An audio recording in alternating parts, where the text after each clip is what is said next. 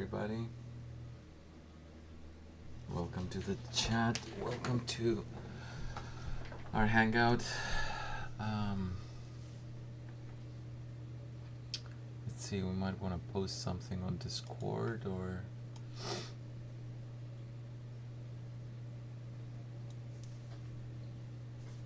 Alright, so this one works fine. We have 3 viewers.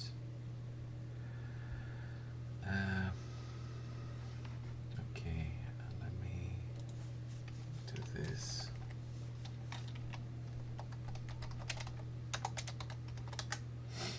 And let's see.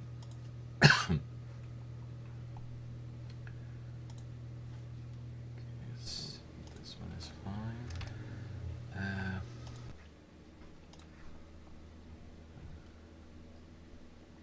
Don't switch. Here. So let's put it, I guess, Hangouts.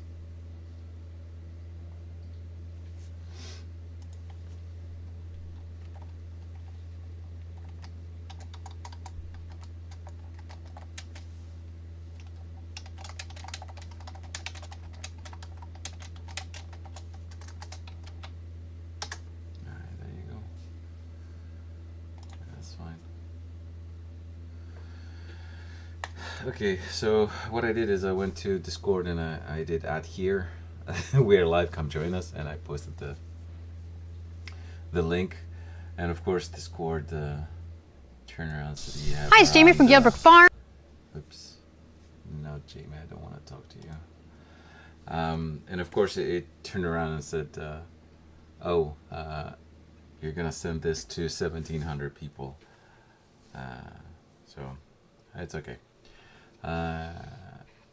Hello Ryu, hello to everybody. It is 10 o'clock on a beautiful Saturday morning. It started getting a little bit colder and a little bit cooler, so yeah, perfect weather. We're gonna have a quick update for you guys. We haven't talked in a while. We all have been busy. It's a lot of things to juggle and many things to make sure that they fall into place before we keep on progressing. And although it does seem that that we're not talking or we're not communicating that much with the community, there is work in the background. There have been a few issues and communications in the GitHub repository, and there's a good traction going on in our Discord server, and that should give you an indication that we're all here. There's nothing wrong with the project. We keep on moving, and we're following the approach that we decided to take in order to change the project towards a PHP based one versus a C based one, but without forgetting our friends that are using C. So a very brief introduction and presentation here for all of you guys. Let's get to it. So regular theme, and I apologize for my screen showing this whole thing and not being able to present. In a downsize mode that I've been lately, I've gotten rid of all my 4 monitors and I bought a big one, a 37 or something. And if I do present on this, it would actually stretch the whole screen and it's not going to be very pleasant. So this is going to be what we have here. So what is in our agenda? Of course, introduction, a welcome to everybody. A thank you, new status update since last Hangout, new blood, V4V5 plans, and Q&A. Pretty much the same format as every Hangout. Those have been following our Hangouts pretty much gotten fed up with the same format, but we do feel that it is important to welcome everybody and thank the community for all their contributions. And the next 2 slides, of course, are slides that you have seen before. These are all of our social media presences, These are the everywhere we are with social media, and we just make sure that you guys have a place to go and find Phalcon news. And if you do want to, then if you do like a particular social media platform versus another, let's say you like Gab more than Twitter, we're gonna be able to be there too. Um, the the the video channels, BitChute and Library in particular, they haven't been updated, and I really need to do that. And the reason being is there is an automatic upload. When you upload on YouTube, Library and BitChute will pick that upload and they will post it automatically. But that doesn't happen when you go live. So when you go live, you have to download the video yourself, and then post it into the new into the other two platforms. So that's gonna be something that is gonna happen. Hello to Jeremy as well on the chat. So these are all our links. They're pretty much everywhere. If you go to our blog, in any blog post, you will find all these things. The easiest places that you can find us are Discord and forum, and you can initiate discussions with us over there. Okay. Of course, a huge thank you to all of our translators that put in the time to translate all of our documentation. Of course, our documentation will change, but it will not change into some sort of a dramatic shift from A to B. As we discussed before, version 5 is going to be identical to version 4, so we shouldn't expect any crazy changes in the documentation or in any components that we have. Again, this slide is a thank you to all of the people that take the time from their busy days to translate our documents in order to help the community, whatever you are. And so here is the big news. We're going to mugshots. Yay, we have new blood in Phalcon. Jeremy Genovateurs, and that's me with my crappy French accent, joined the Phalcon core team. If you guys have been following closely our blog, you would have seen that Jeremy has recently published a book in Phalcon. It is mostly Phalcon 3, but the techniques and examples do work in Phalcon 4. There's also discussion in the book with regards to Phalcon 4. He's been following Phalcon for quite some time now. He's a Phalcon fanatic, and he has a great attention to detail, and that's his GitHub over there. Jeremy is helping us a lot with helping. Jeremy is a member of the team, right? So Jeremy is helping the team and the project. It is not helping only us. With incubator, with organization. He's also gonna be picking up as well as with Radek or Ryu, some of the social media stuff, and he also speaks French, which is great, because he can actually communicate with that part of the community. So every one of us has, nobody's native English speaker here, so everybody has a couple of languages up their sleeve. So we definitely have the ability to communicate with other members of the worldwide community. So welcome to Jeremy, and of course, the second person that joined us is Balas. People might have seen him with Z Silby. He's been with Phalcon since version 1.3, 2005. He joined a little bit after I joined, I think. He's a successful CDO of his own digital company, digital agency, and he's been with PHP since 2005. He's also very, very good at working with Sapphire and programming in Phalcon, and has helped us in the past without even being a core member. He has helped us a lot with database issues, and and the data mapper and all the little ins and outs that we have with metadata and so on and so forth in the database. So we welcome those two guys. They're gonna bring absolute value to the project, and they're gonna help along with the rest of the members of the team push the project forward. So we have a small update on V4. We have not forgotten the community. We are working on that. We have a release scheduled next week. We're gonna have to figure out exactly when that release will be. I will also need to communicate a little bit with Sergey and Paul. Sergey, in order to make sure that the package cloud packages are ready for RPM and Deb distributions, and Paul Scarona, I need to talk to him with regards to the brew installations. We do have an issue with PHP 7.4 point something, 0.8. There is an issue there. It turned out to be kind of like a false positive. The packages were not correct when we reinstall. So I want to make sure that the packages that we will create now for the new version, the 4.1 that will come out, are gonna be spot on and correct as they should be.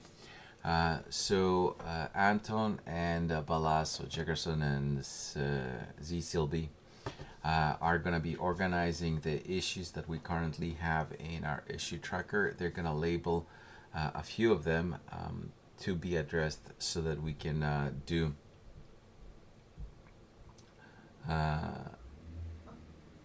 the release. Bro, please read the charts. Okay, I don't know what charts you want me to read. I'm just reading the chat. Okay. Give us a little bit more context. I don't understand what you mean by read the charts. Which charts should I use? There's plenty of charts on the internet. So anyhow, so what we're doing is we're gonna be organizing the issues. We're gonna be putting some issues in the pipeline to be fixed until next week, and then those will be the ones that will be addressed, and we're gonna release 4.1. The remaining issues, anything that it's not a new feature request, will be addressed slowly in small sub releases. Either they're gonna be 4.1.x or 4.2 at the greatest. We're not gonna dedicate a lot of time on that part of the project. We're gonna move on to V5. Of course, we do have a problem right now with regards to the organization of all the issues, and we definitely do not want to miss something that was addressed or requested from the community some time ago. So we're gonna have to figure out where those issues go so that we can keep the whole history and all that. So next slide. Update on the version 5 current work. The repository is Phalcon/Phalcon, the one that we're working on, and the one that we're translating, if you like, the C version, the C/Zephyr versions to the PHP ones. So far we have auto load, which is the loader. We have the collection, domain, logger, messages, and support. These are all the top level namespaces that have been converted into PHP. For those that are wondering what support might be, it is what we had under helper, and all those little static classes, ARR, : get, or flatten, or whatever. So we're not going to be using any static calls as much as possible, none if possible. What we're going to be using is we're going to be using factories to create the relevant objects with mapper implementations inside to create whatever object we want. And the implementation is very simple: small classes, small objects, and we can definitely leverage a lot better performance for those. in the long run, and better maintainability. Small printouts or small image at the bottom where we are right now. We're following the PDS skeleton format for our repository since it's going to be in Composer. We have code quality A, and Scrutinizer is ranking us at 9.87 and code coverage 100%, and also code cov is offering 100% code coverage. The code quality comes from Codacy. Scrutinizer is 9.87. We did manage to get it to 10. And code coverage currently has dropped a little bit, but it is work in progress to get it back to 100. That's where we're aiming. We're aiming for 100% code coverage, even with stubs or with, if necessary, long setups, in order to ensure that whatever we offer is fully covered and all that stuff. This is a great opportunity for all of us to create this this application slash framework, not necessarily from scratch. We were rewriting it, yes, but to pay more attention to detail in terms of tests, because tests have been the bane of our existence in the long run. We never had a really thorough testing suite, especially on the database level, in order to be able to diagnose and fix things very quickly. So it was trial and error all the time. So doing this right now and keeping the code coverage as high as we can definitely helps the project. All right, so what do we have coming up? We have four kind of like the 5 namespaces, and one of them is half. So the storage and cache, they're work in progress. There are some things that are not working 100%. A few tests are not passing, and this is on the fork that I have. There is a PR out, but you will see it's failing, and I need to make sure that everything that is there is passing the way it should be passing. There are some bits and pieces, some problems that we face with when moving from Zephyr to PHP, and of course we're using 7.4, so everything is strongly typed, and we do make sure that we avoid using else statements. We try to optimize loops. We're trying to do all these little tips and hints that to squeeze as much performance as possible from PHP to make sure that Phalcon is as fast as we can right now. So that one is gonna wait until the current task is done. The current task is security. So I also need to do the DI, HTTP request, and session before I can do security. Security uses those components, and I thought I could get away with creating some mocks. So what I did is I created the necessary interfaces for these 3 namespaces. So the manager interface for security, the request interface for HTTP, and the DI interface for the DI, and then I plug them into the new security component. But if you guys recall, the security component actually does use the session, and it tries to do CSRF checks. So it's really difficult to mock that whole thing. It's not going to be impossible, but it is going to be somewhat difficult. So I decided that I'm going to give this a shot, 1 maybe 2 days, just trying to create different mocks so that I can achieve the level of code coverage that is needed. But for now, I'm looking at, I might have to write or convert, if you like, the session, and then the request, and then the DI as well before security is done. It's kind of like a work in progress right now. Hello to Oleg. Thank you everybody for coming, and yes, Jeremy, it's a pleasure seeing you in the core team. Absolutely. So what else do we have? We have another update here for you guys. Hello Sakura as well. Welcome to everybody. So the update that we have on DevTools and surrounding projects.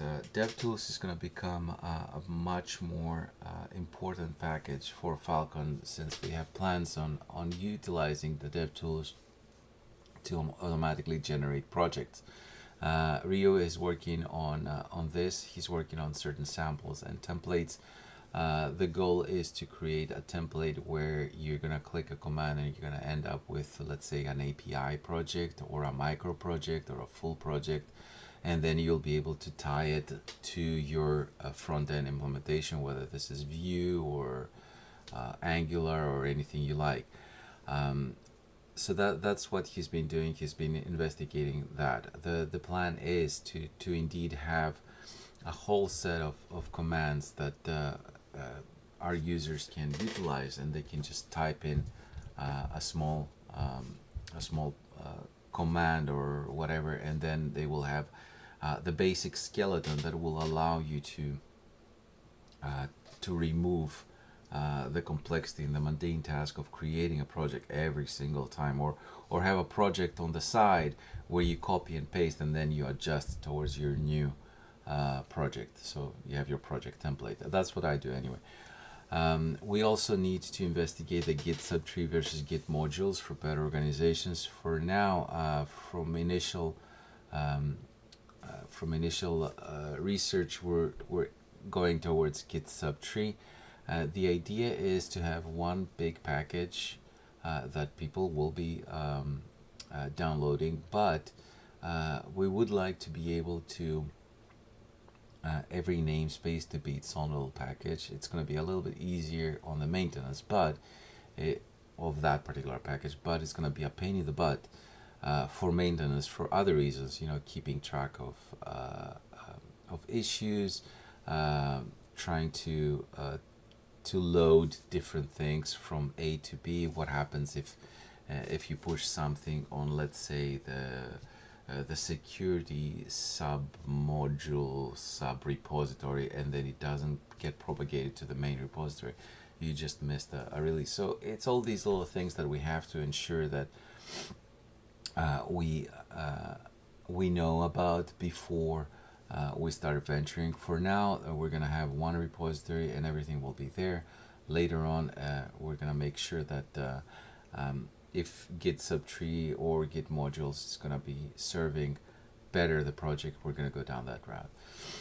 Jackerson also is working on enhancing more the DevTools and the migrations, and also he's going to be working with Rio to provide support for application generators.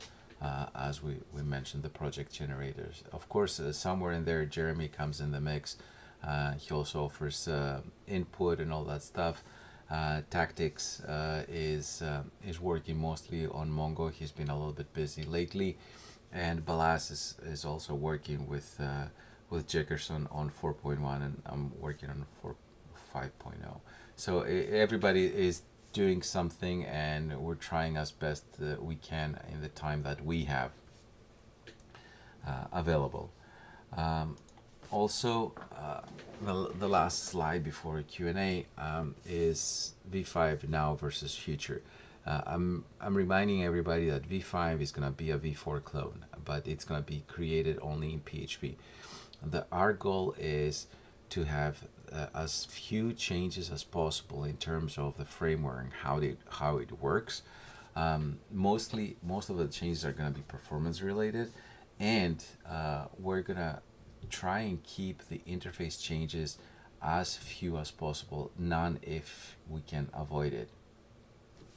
The goal with V4 is to introduce benchmarks and actually see, the goal with V5 is to introduce benchmarks and to actually see how fast or how slow Phalcon under PHP is. And using those benchmarks, we can use them in V6 to just ensure that whatever we write, whatever we introduce later on, is not going to be slowing down the framework. It's more going to be using it. So our main goal is for people that have been using V4. All you'll have to do is just do composer require Phalcon or something like that, and then once it comes in, your project works. Okay, with as few changes as possible. That's the goal. Now for V6, which could very well be a year from now or even more, we're our plan is to refactor the components that we have by introducing more and newer and fresher design patterns. Remember, for those that have been with us in previous Hangouts, we have been discussing about introducing the ADR pattern, which is the action domain responder, which makes your application more solid in terms of a backend application, and then your front end is just a presentation layer, which could very well be a React application or Vue or anything. So your decorator of sending the data back, your responder, could very well be JSON. Okay, so these are the things that we want to do. We want to make sure that that Phalcon is still fast, as fast as we can do it. Of course, you're not gonna get the level of C integrations or level of C implementations for that matter. Naturally, Swool is going to be faster than Phalcon. There's no question about that. It is asynchronous. But having said that, there are coroutines and a synchronicity in PHP with generators and yield. So in V6, if we cannot do it in V5, in V6 we're going to start introducing all of these in order to leverage as much speed as possible from PHP in order to have Phalcon as fast as we can. And of course, now that it's going to be PHP based, we expect a little bit of help from the community and whoever wants to create a better ecosystem that will support Phalcon and everything else. And with that, we have Q&A left, and thank you. So that was it, guys, and it only took me 29 minutes. Yay! So I hope I didn't bore you. I didn't send everybody to sleep. Oh, one last thing. We just recently hit 1,000 subscribers on YouTube. I think it's 1,010. So thank you to everybody that subscribed. All of our social media have a lot of subscribers. Again, thank you all for subscribing to our content and following the project. I really appreciate everything. We're not making any money from YouTube, by the way. Oh, and another thing, I've been contacting people that own the Origin protocol. The Origin protocol is a new distributed shop that you can go and use and just sell t-shirts and all that stuff. The problem that we have is that this is not a one-stop shop. It is a team. And what we have done is in Open Collective, we have created an account where people who want to, they can actually put in a few dollars every month. Right? It's the support that we get. And of course, the same thing happens with GitHub sponsors. And what legally, what we have is we're using Open Collective as the legal, not owner, recipient of the funds. And because Open Collective is a non-profit organization, that means that we don't pay any taxes for the money that we receive. We pay taxes only if that money is transferred to our personal accounts, if that makes sense. So if let's say I want to send $1,000 to Jeremy because he did this kind of work or he did this kind of expense, Jeremy will be taxed for that $1,000 in his own personal taxes. The framework or Phalcon is not going to be taxed, and that is great to have because it does not mix and match different things. There was this idea that I could be doing that under my account, but my taxes are crazy, and it would definitely be a problem for me personally. So what we have been discussing with Origin Protocol is for them to tie, because they're using Stripe for their payments, for them to tie the Stripe payment that they receive with our Open Collective shop. And if we can do that, then we will be able to provide a brand new shop for swag for people that would want to buy, I don't know, T-shirts and cases of something, for their phones and all that stuff. So it's one more thing to support the framework. Now, for just a little bit on the financial update, and there will be a full financial disclosure slash update as we had one last year, just to make sure that everybody knows where the money went. For the most part, the team doesn't get any money whatsoever. There was, I think, out of all the years that I've been here, the COVID one was the only one that actually pushed us to send some money to each member of the team, just to help out with this. Other than that, we usually do not get any money. I should have some coming up because I paid for the email, but other than that, that's pretty much nothing. And of course, we thank every single one of you guys for supporting the framework. But the idea is to have that, and hopefully, once this crazy madness with COVID subsides and things return to some sort of normalcy, we will be able to arrange a meet and greet. I would definitely say somewhere in Europe, because I'm the only one on this side of the lake. Everybody else is in Europe, so maybe just have a big Phalcon meeting somewhere in Europe. So that's to do.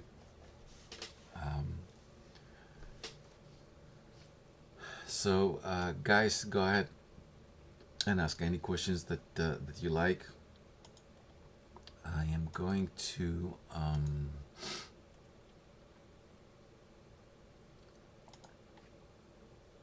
I'm going to change my screen to this, the code, and also I want to show something else here.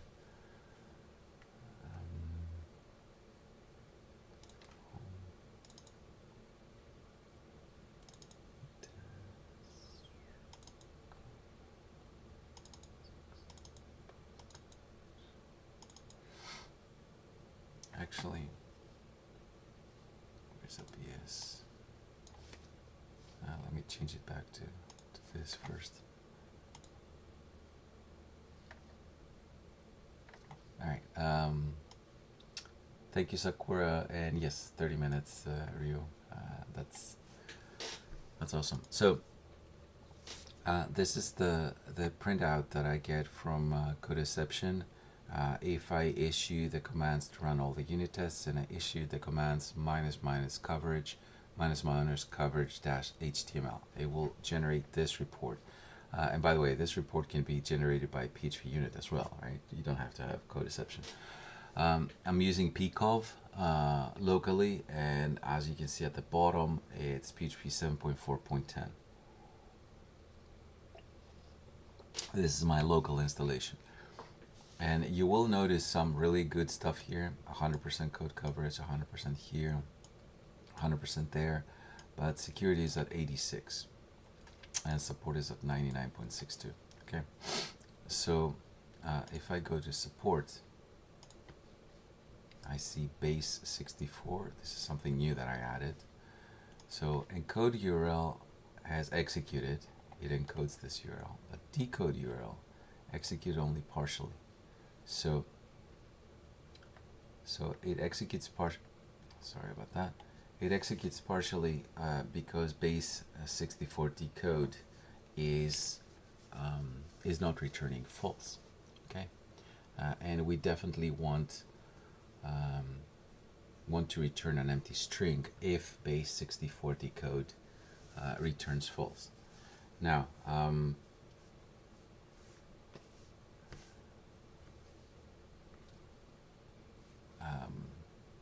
I'll answer in a minute, guys, the questions. Just give me a sec. Let me finish my train of thought. So there are certain techniques that you can do because the base, if you look here, this base64 decode is a PHP method. There is a way to mock these methods by using, I think, mockery and aspect mock and all that stuff. So that's one. There's another one to wrap this this PHP function to some sort of a wrapper, and that wrapper will allow you to execute any PHP function that you want. But because you're gonna execute that PHP function, you're gonna be able to mock it. So I could potentially simulate that base64 decode returns false, and then run this in a test and then check whether my output is an empty string or not. That's how this will be done. I will be introducing all these things in the testing suite. You know, if the community wants, we can have different hangouts, and I can show you how we do tests. You know, it could be a learning experience for new people. It could be a learning experience for ourselves or anybody else.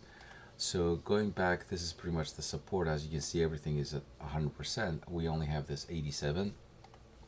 And then the new thing that I've been working on is security. And I did mention that I had to put the session, and this one you see it's 0 because it only has an interface in here. And you know, you don't test an interface. The DI has a couple of things that I had to add. This abstract injection aware. It's an abstract class that has getDI and setDI. So that one I have not done anything with it. But if you look at the security, so far we have JWT, the JSON Web Tokens, that is 100% covered. Random is 100% covered, and the security component is not. So this report actually tells you what has executed and what remains to be executed and covered. The biggest issue comes with these two guys, get request token and get session token, because we don't have a session per se. We don't have that kind of component ready, and because we don't have the request token ready, request service ready rather. These two, get request token and get session token, tie to get local request and get local session, right? These are the two things that one can get. There is a mocking going on here that we could do. So if you go here and you see the get local request, I could inject this into the object, and that would execute. But then this part, the one that requests this issue from the DI container, is not going to work because I don't have a DI container. So it's all these little things that I want to make sure that this thing is fully covered, everything is green, the little Christmas tree kind of thing. And then once that is done, then this one will be 100%, and then everything here will be, allegedly anyway, 100%. So then this will be ready to be merged into the code, and then we're going to move to new ones. I could potentially, if I'm not very successful with mocking, I could potentially implement the session and the DI first before I come back to this. It's all this this little mix and match that is going on with the components. So far, messages, logger, domain, and all that, they have been on their own. So you could do them. That the dependencies that they had from other ones were not that great. Okay. So on the chat, Julius, I'd be glad to help with a new PHP core if you guys need anything. Definitely, Julius. More than happy to receive any help from the community. We can definitely coordinate different things, and some people can just find bugs or introduce new functionality and all that. We don't want this to become a mishmash of whatever people think that the framework needs. There will have to be some sort of, not necessarily guidance, some sort of a plan of what we can do. For instance, let's say you want to do authentication component, right? And you decide to write adapters for it. Well, that's great. That's an addition, but it shouldn't necessarily be in the core. They could be add-ons later on for different projects, different composer projects, and you just click and install them. So a little organizational basic things, but definitely, no doubt, help is always appreciated. For Sakura, I have a question. Do you think that Phalcon 4 will be more faster than Phalcon 5 when you have PHP 8 just in time, and how much do you think percent is different? I cannot answer that question but for many reasons. First of all, I don't know the speed difference between PHP 7 and PHP 8 for exactly the same piece of code. And also, you have to bear in mind what you use in one implementation with one PHP version could very well be exactly the same as in the next version. But if you go to a different part of the code where you have, let's say, a loop or something like that, then that might be helpful, right? Usually usually when you see changes, let's say from PHP 5 to PHP 7, it wasn't that if you were using for each, your code would be slow in PHP 5 and it would be fast in PHP 7. It wasn't like that. The PHP 7 leap was faster because they introduced better memory management, better access to PHP, to C internal structures, and so on and so forth. Equally with PHP 7.4, the code is much leaner. The code generated for C is much leaner. It has less cruft as it's being generated by the interpreter. I mean, you do not see it. You have the same for each loop, but what they do in the background, it makes things faster. Now, PHP 8 just in time. I'm not really sold on the just in time. I don't know if PHP really needs a just in time compiler unless PHP will change direction. Here's me just thinking out loud.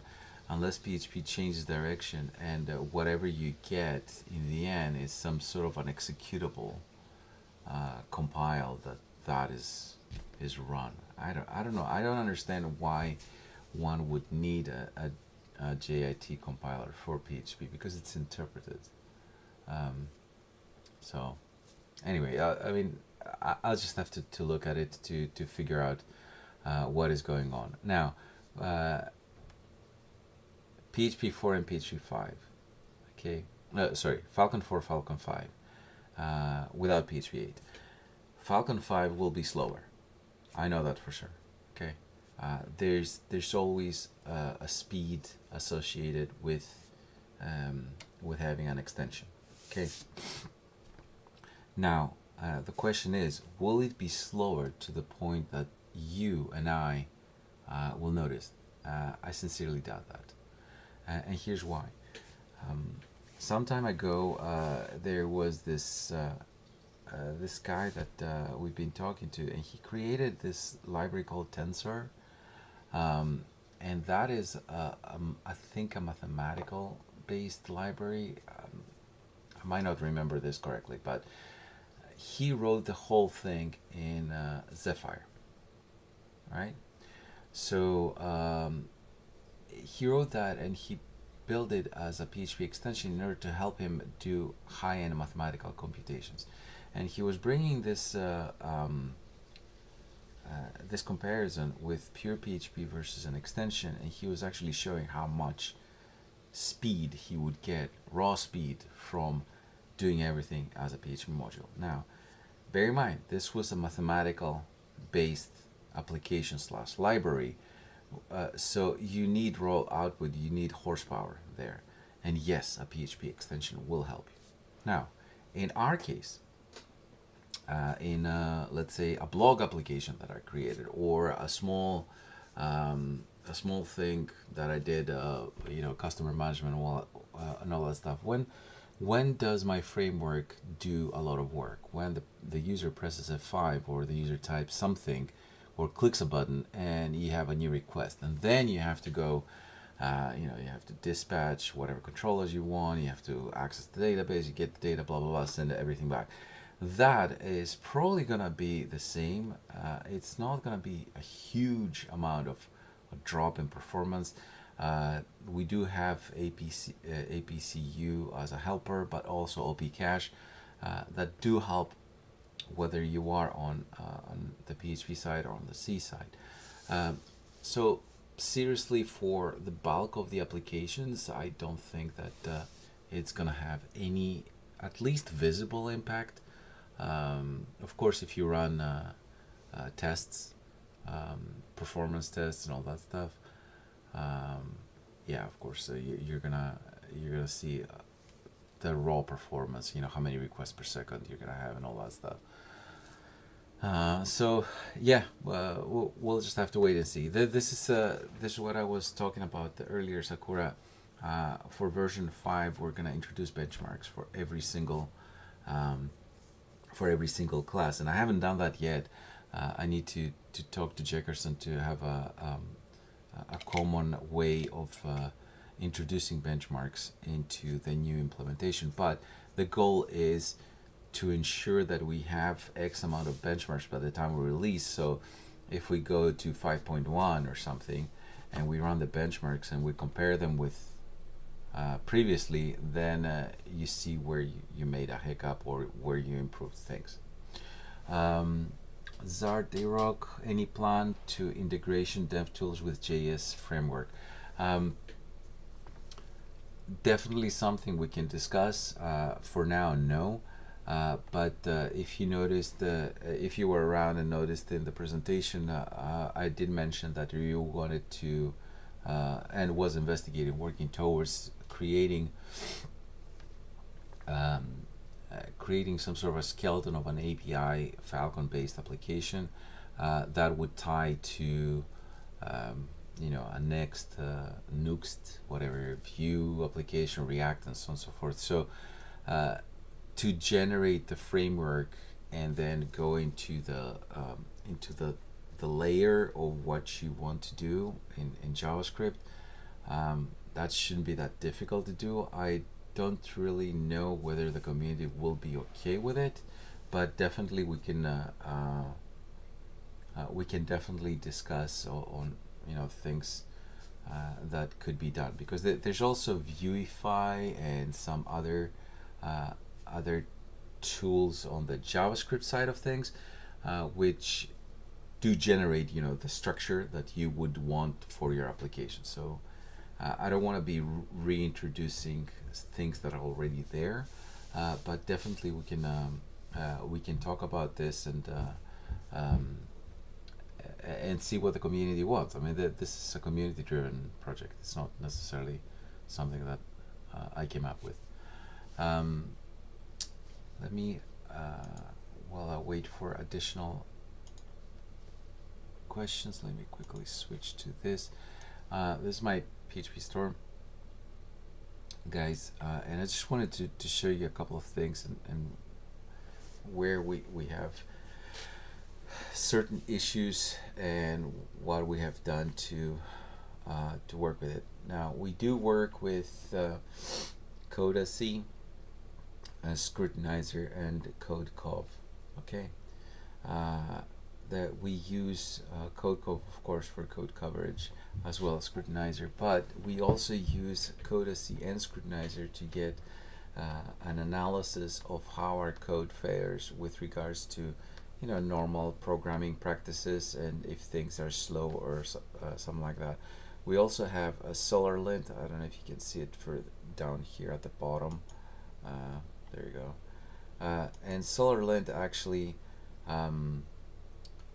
starts warning you earlier on what you might not be doing. And these are arbitrary things. You guys do not have to do anything in your projects if you do not want to, right? But we choose to follow these little rules, if you like, in order to make sure that our code is as easy to understand and as fast as you can, right? So very quickly to go up here, if you see this this little pop up over here, or around this here, the class is underlined, and it turns around and says, all right, you got 22 methods, which is greater than the 20 authorized. You have to split it into smaller classes. And then you actually go and you look at different things and you say, all right, what can I split? What can I do? Of course, this is not going to change the functionality of the method or of the class. It's going to make things a little bit easier for you to maintain. And this is what we've been trying to do. We've been trying to keep everything as thin and streamlined as possible. We've been trying to make sure that everything is as clear as possible for the person that it's reading. Of course, here I'm gonna need a little bit more work, because we're not going to be using any truthy, so not token value, that shouldn't work, and not token key. Everything should be null not equals session, or false not equals session, and so on and so forth. Right? It's always the three operators.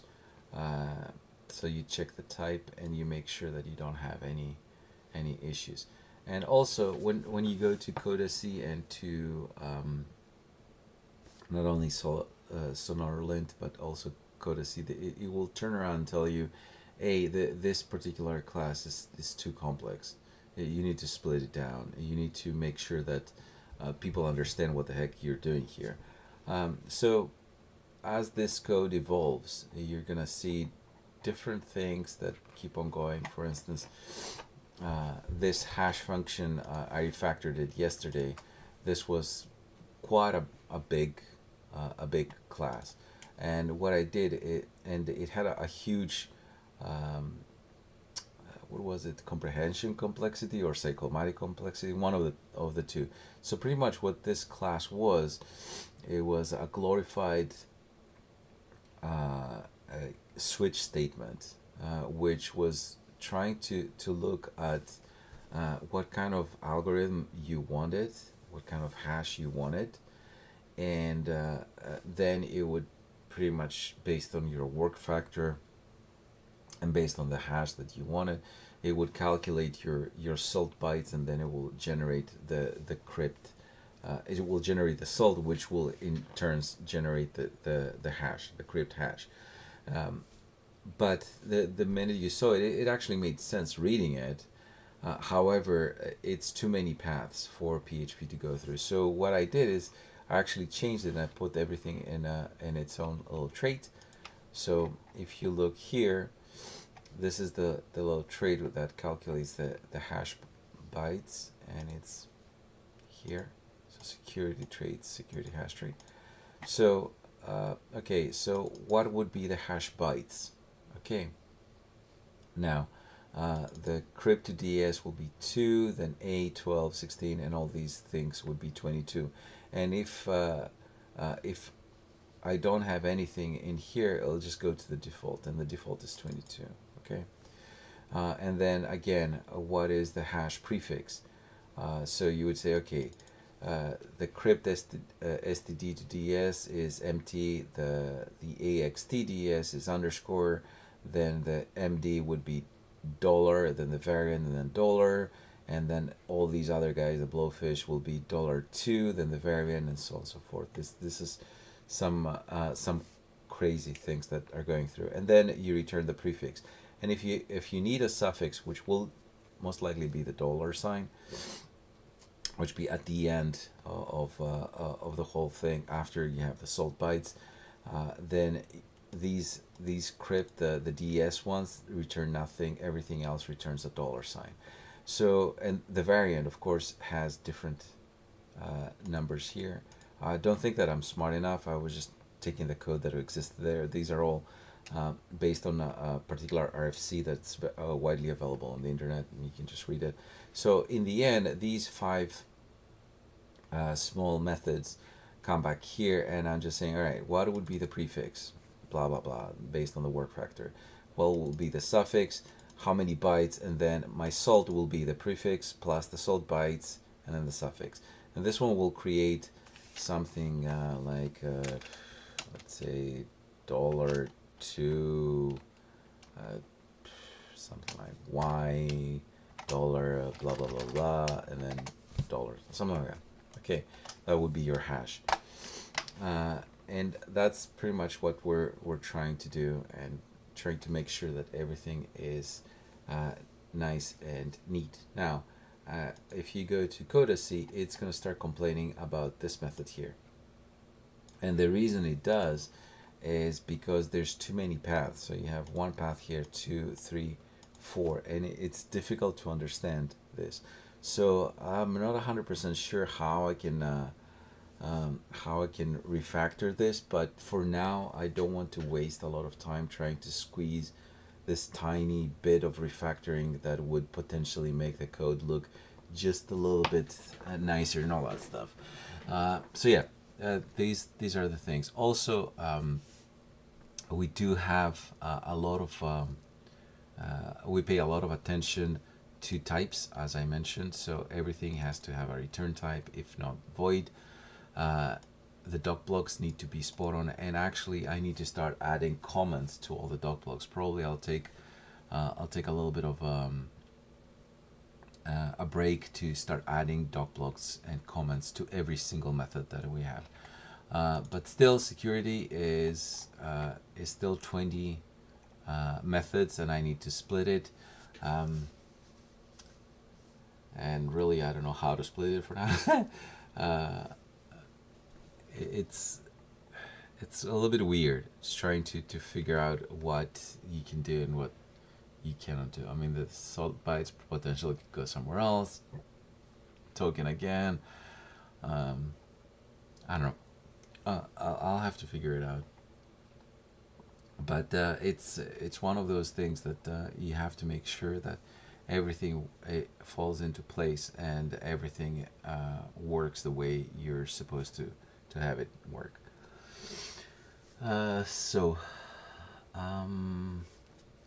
In the comments, Radek was saying Vue.js is on 100%. That replies to the question of Zartinok or Xartinok, I don't know, Irok.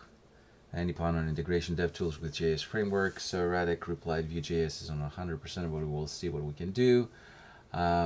Great to hear that there is a plan for Vue. Sakura said, I love how the code is very clean. Radek, I'm planning 3 things in the front end area: design system for app templates for Phalcon applications, sample of integration with Vue, and adding some stuff to the dev tools. And of course, it's all work in progress. I did mention that we're working on all of these.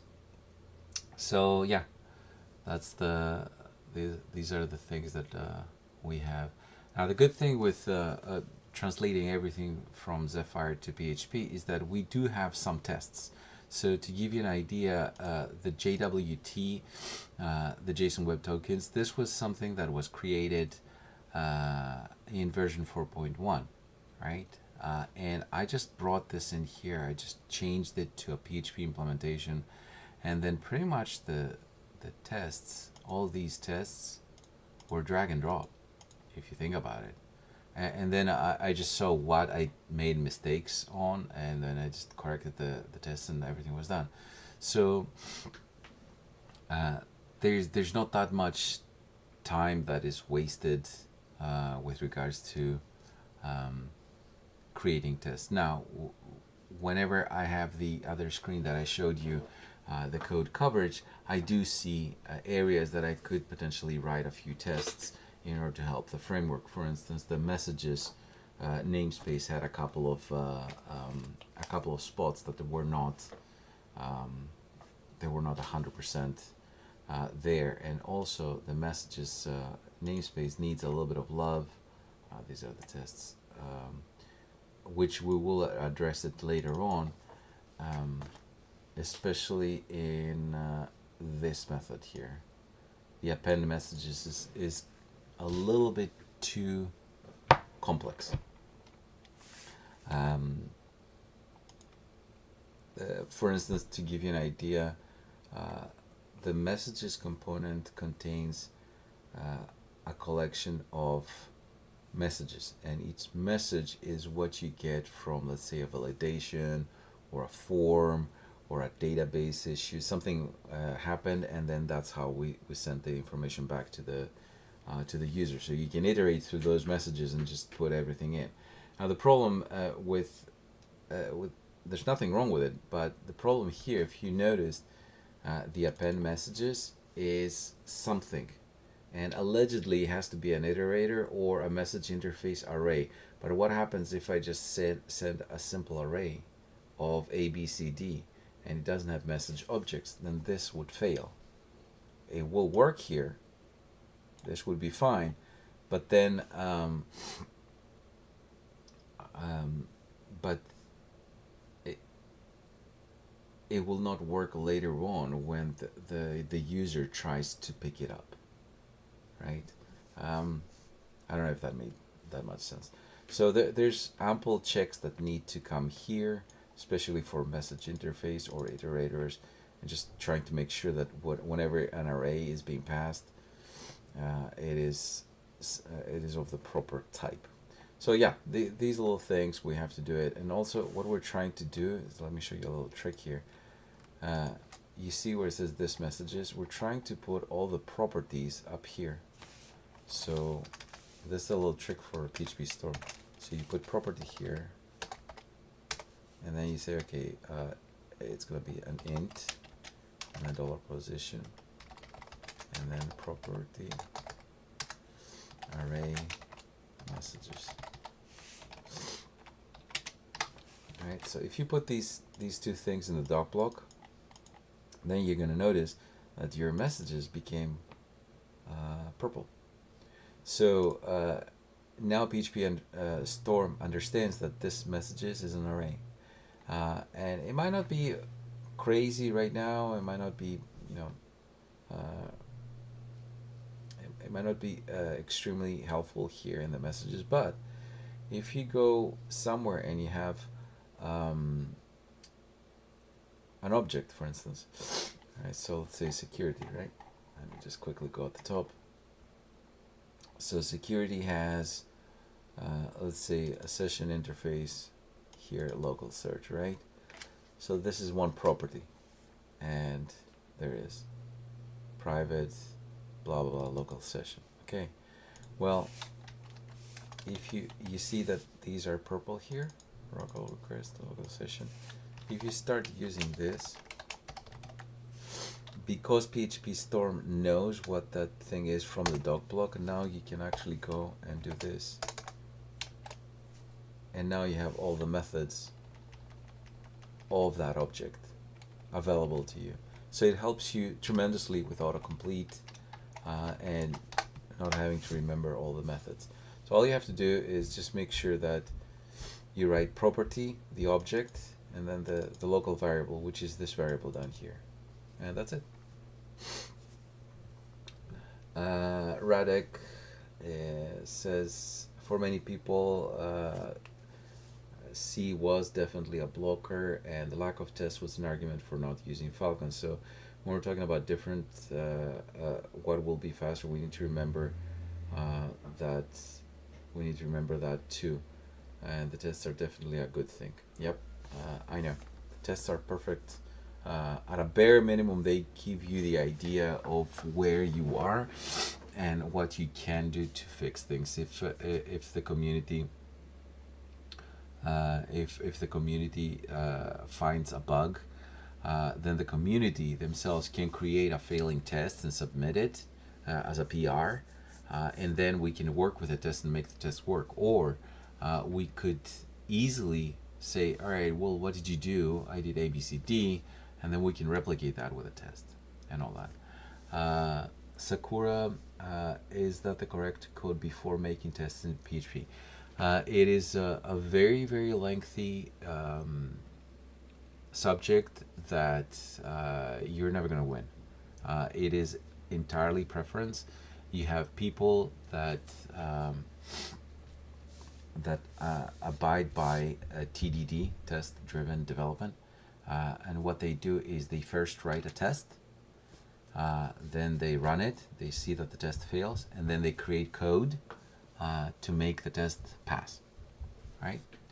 And that's how they build. And then they do this 2-3 times, and then they go and refactor, and they create again tests and all that stuff. That is the pure way of doing test-driven development. And it's a great way to do it, so long as you know exactly what you're going to be building. So it assumes that you have a perfect understanding of all the requirements and what will you do. Sometimes that area is a little bit fuzzy. It's a little bit cloudy. Now, a lot of people, what they're doing is they're creating test stubs, so an empty test, and then they start writing their code. And as they write their code, when they've reached a point where they can spit out something, they just go back and test it and create the test, and that goes back and forth until they finish. And then there's a big chunk of people that they write the code and then they go back and write the test. And sometimes they fall into the trap that they adjust the test to pass. They don't look at the test not passing and then adjust the code. Okay. And now this one relates to, of course, the requirements. And of course, you have a good amount of people that they don't write tests at all. So that's another thing. So whichever way you prefer, that would be something that you should feel comfortable. There's nothing wrong with writing tests after you wrote the code, so long as you write them. That is the key. The key is to write the tests to make sure that everything passes. So when you do something like this here, you see all this. There you go. Excuse me. So you go through this whole routine. So you see here, I got one red. We already saw it in the other reports. I need to play a little bit with decode URL. Security here, it's not very good. It's at 51%, so I have to do that. And of course the abstract injection aware, that I know that from the DI. So far I got 800 tests, 1890 assertions, and 3 skip tests. So I mean, it doesn't take that much to write a test. It's extremely easy, and all you do is you keep on building that little green Christmas tree kind of thing with 100%. And then at a bare minimum, it's not that your code is going to be perfect if you have tests. All right, there's always we're humans, we will make mistakes, but if you want to make a change, if you want to reformat something, if you want to refactor something, if you want to change a little bit the logic of something, the minute you do it, the tests are going to tell you if that change that you did affected other parts of the framework or other parts of the application. That's what you cannot remember. The more you build your application, the more you're not going to remember what you did 6 months ago. And this tiny, very innocent change here could potentially be a typo that blows up your whole application. And then your customer gets angry and so on and so forth. So, yeah, the tests are really good to have. Also, one other thing, where is this here? This random equals new random. What we're going to try and do is not do this. We're going to try and have things injected versus created inside components, because I cannot mock this. It's extremely difficult for me to mock it. I'll probably have to create a mock object here and then assign it to the variable with some reflection in my tests and so on and so forth. But if I have these two, so the session interface and request interface are being injected, then I can create a mock of this and a mock of this, and then I can just pass them in. and then I can manipulate how the path of my application will take, and thus increase the test coverage that I have. Of course, that would solve one of my paths. It won't solve the other one coming from the DI container. That's why I was saying I need to redo the DI container. Okay. So from what I'm seeing is we are at 1 hour 11 minutes. So I don't want to keep everybody from their Saturdays, and I thank everybody for coming in. If we don't have any questions, I'll be more than happy to shut the stream down and bid you all a happy weekend.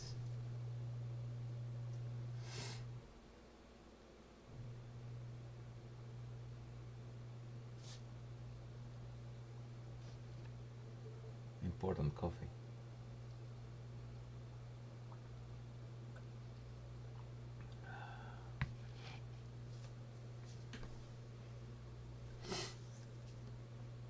Also, one something I was thinking of, and Jackerson and I talked about this before, is to try and make some coding sessions where you just stream yourself coding. So I don't know, I might try and do that this week coming. Let's say I'll pick up one component and I'll start making everything and writing everything and all that. So we'll see how that goes.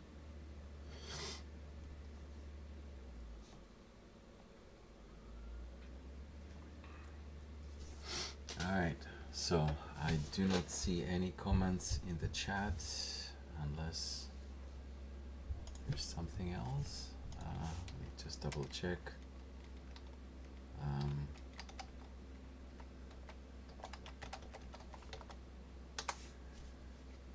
me just quickly double check here, guys. Give me a sec.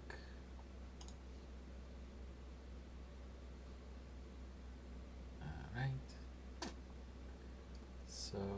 So far, yeah, the chat is